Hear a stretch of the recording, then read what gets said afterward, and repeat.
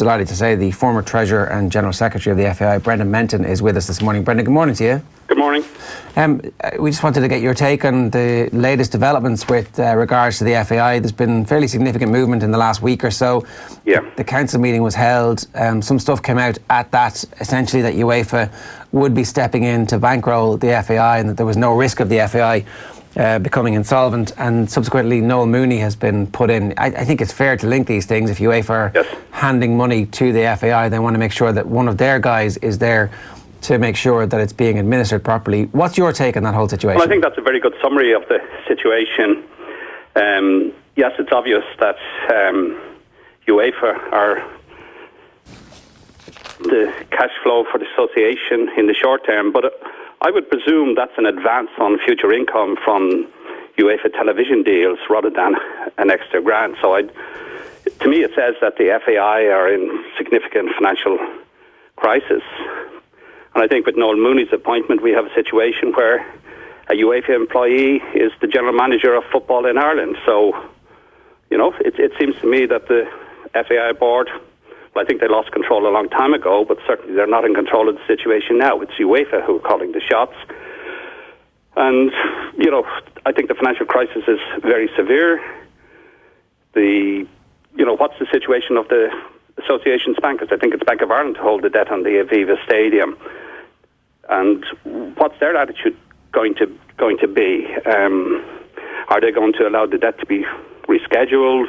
What conditions are they going to impose? And my biggest fear is that if you've got a situation where an organisation is in financial crisis, you know, where are the expenditure hits going to happen? And to me, that seems to be on staff again and on development programmes.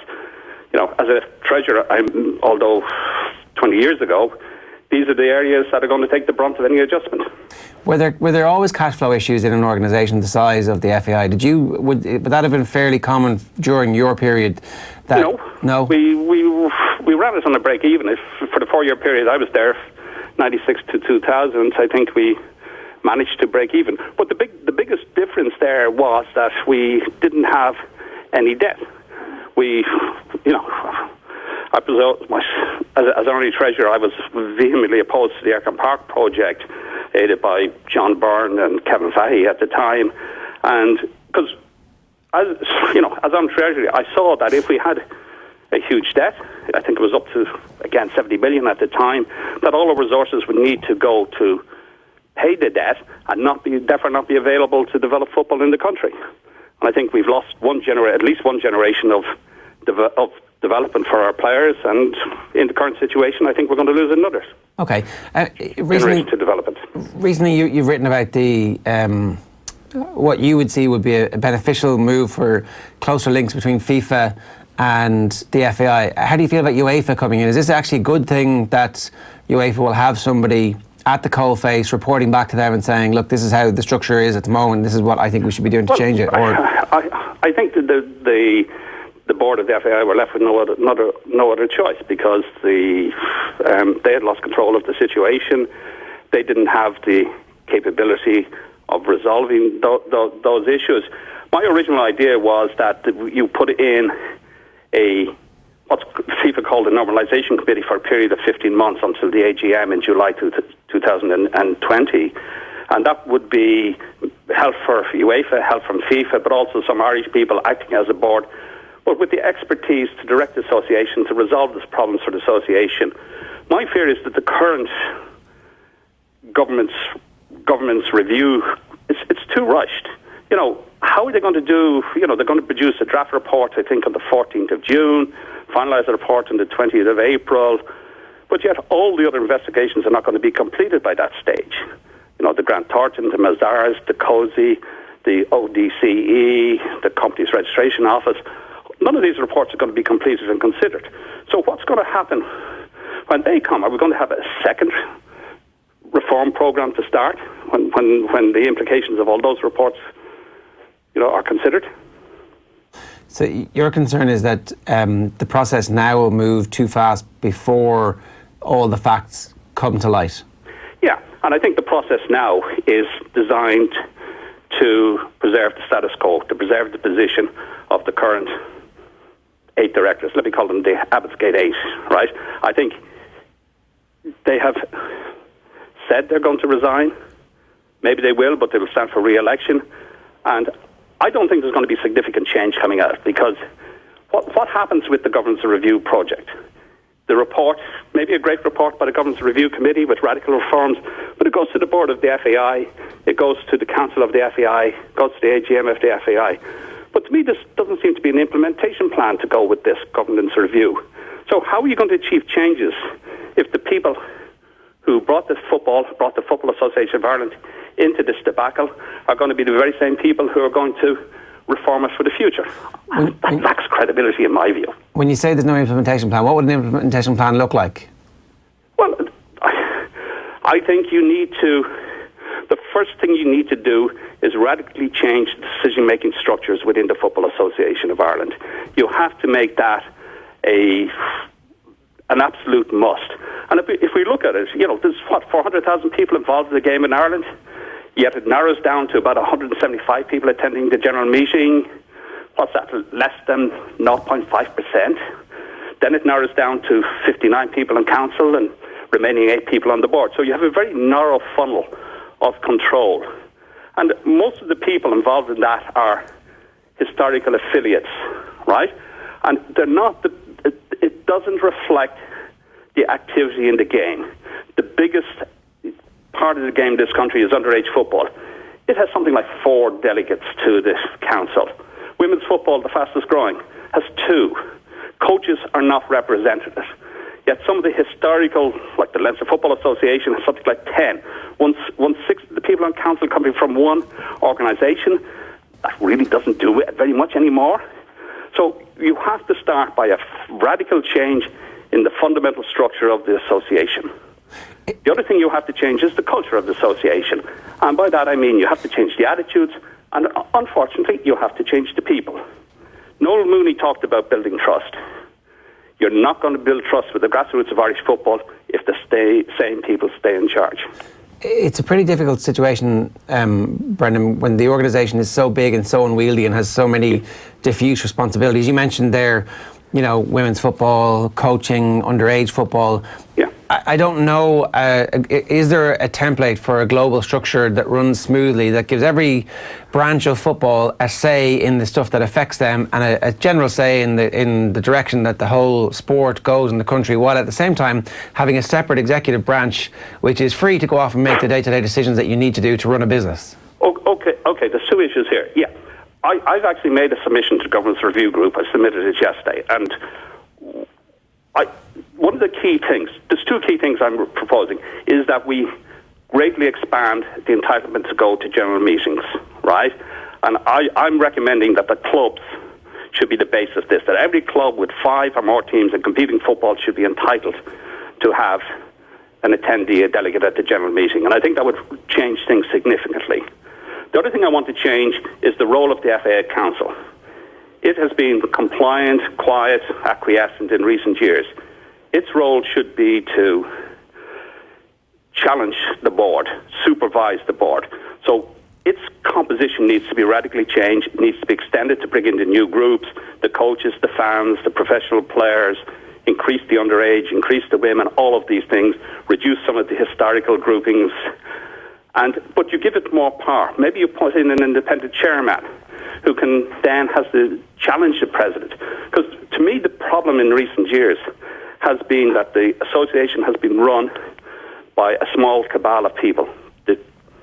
The chief executive, the honorary secretary, the honorary treasurer, the president. So maybe 4 people control this vast organisation. They were never challenged at the board. They were never challenged at the council. They were never challenged at the AGM. Well, we don't know that they were never challenged by the senior staff. Sure, we don't. Well, we don't know that they were never challenged by the senior staff, or just for the sake of fairness, they're not here, and we don't know that some of the board members may have challenged them, but that there's no evidence of that, and there's no evidence on the other side of it either. So I get the point. I get the point you're making, Brendan. And it's a fair point. But I do wonder though, like sometimes organisations need a few people to make quick decisions. If the stadium debt needs refinanced, or if we qualify for a tournament, does everything then have to go from board to be rubber stamped by council? The point you made, and agree that we need an effective board.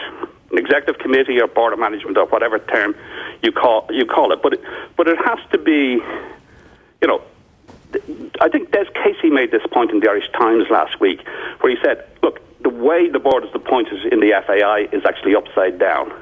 The board should be elected by the general members, right? And then, you know, the honorary treasurer should have an accountancy qualification. The honorary secretary should have legal qualification. It's the board, the recent board in the FAI has actually been selected by people who were appointed to chairman of the underage committee, chairman of the domestic committee, chairman of the National League. There was no elections, right? So what we need is to professionalise the board. And I think there's two strands in that. One is football is very important. The board is not only about business, it's also about football. So we need very strong football people there, but we also need very strong business people there. And that's why one of the proposals I'm making is that we have 5 independent directors who can be co-opted to the board and can provide the expertise. And I think so maybe a 15-man board, but to ensure that the expertise is there in all the areas, that's what needs to happen. But also this board has to report to the FA Council on every 2 months. If you had any advice, if you had an opportunity to sit down with Noel Mooney, what would you be telling them? I don't know Noel Mooney. Because I've lived outside the country for 15 years until late last year. So I don't know Noel.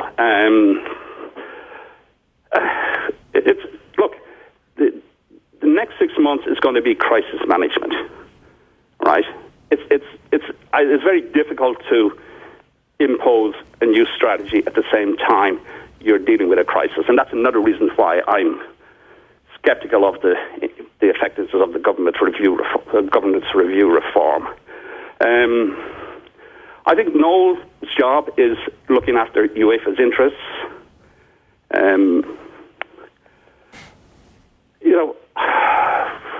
Here's a question for you. Somebody needs to come up with an overall plan for the association, an overall restructuring of the association, changing its political structures, changing its cultures, changing its policies and procedures. But for me, the key issue is, how are you going to actually achieve these reforms? That seems to be missing at the moment. Yeah, I mean, ultimately it was about the implementation of the Genesis report. If all of those reforms had been implemented at the time, then perhaps we wouldn't be in the scenario we are now. I'm not so sure. I was never, well, I know I was, there's a bit of history attached between me and the Genesis report. But what the Genesis report effectively did, it allowed control to be narrowed into like a cabal of 4 in the end. And that can't be good for a large organisation. Can I ask you one question? Sorry, just sure. You talked about Noel Mooney's job would be to make sure that UEFA's interests are protected. Do UEFA's interests and the FAI's interests broadly align? Like, are we obviously UEFA want to get their money back, but equally they want to make sure that the FAI becomes a functional organisation that will be able to contribute. Yeah, look, I worked with football associations all over the world, and particularly in Asia and Africa when I was abroad. So I understand, where UEFA would be coming from. But like, how radical are UEFA going to be? My question, even if, look, I've only read reports of what Noel Mooney's video, or FAI video last night said, and it seems to me that the implication there was that the current board were going to stay in charge, and I have a significant problem with that. For me, the key issue for UEFA is: are they going to try and protect the status quo, protect the 8 directors of the FAI, or are they going to really push for radical reform that will prevent these kind of crises ever happen again in the association? That's the question. Yeah, and obviously I think all of Irish football feels like there's a small window of opportunity here for the reform to happen. We actually have a clip from Noel Mooney's video here. Have a listen to this, and we'll get your reaction to it. Have a listen. And in terms of governance reform, again, it was quoted at the weekend, but remarks you made to the 2017 AGM in Kilkenny, how do you marry those with where we are today? Well, the FAI has many sides to it. I mean, the work they do at coach education, for example, or developing grassroots football, the work of our development officers in towns and cities across Ireland is really, really good. And I get the opportunity to see all the 55 federations in actions in all different ways. And for sure, from when I joined the FAI to when I left, certainly 7.5 years ago, the FAI had grown immeasurably. And it is on the right track in many ways. The FAI, below the surface, I suppose, in the towns and villages, the grassroots club that I'm involved in would have seen the services from the FAI grow a lot and improve a lot. So in many areas, the FAI as an organisation is very, very good. What's happened in the last couple of months, I suppose, has put a big shadow over all of the work of the FAI. And I think that's unfortunate that people will say because some things happened in the organisation that, as I say, cast a shadow over all the rest of it. It's a shame for, I suppose, all the people in the village, in my own grassroots club, who feel that they're tainted a bit by whatever reviews are ongoing at the moment.